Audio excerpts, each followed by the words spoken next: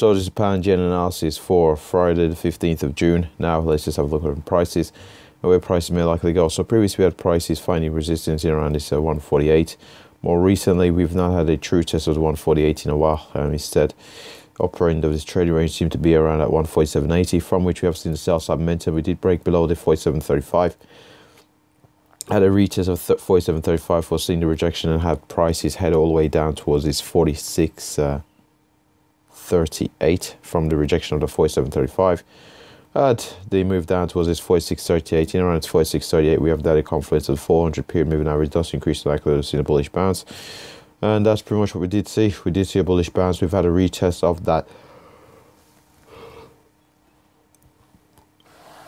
146.38. We do appear to be finding support there again. So coming up, we'll see where we can continue to hold this 146.38. If we can hold it to 146.38, we're looking for a move back up towards that 147.35 for another retest to see if it does hold the resistance. If we can break above the 147.35 here to the upside, we're looking for a move up towards that 148 here on the pound against the yen.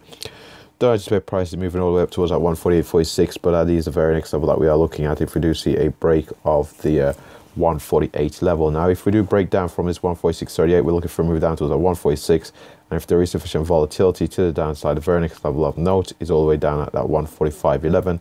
Well, we bear in mind that 145.50 may be an area we find a bullish bounce, but from a breakdown from 146, the very next level that we are looking at here to the downside will be a move down towards that 145.11 here on the pound against the yen. What we'll do now is have a brief look here at the daily chart, see how prices have been developing. Get the scale on here correct.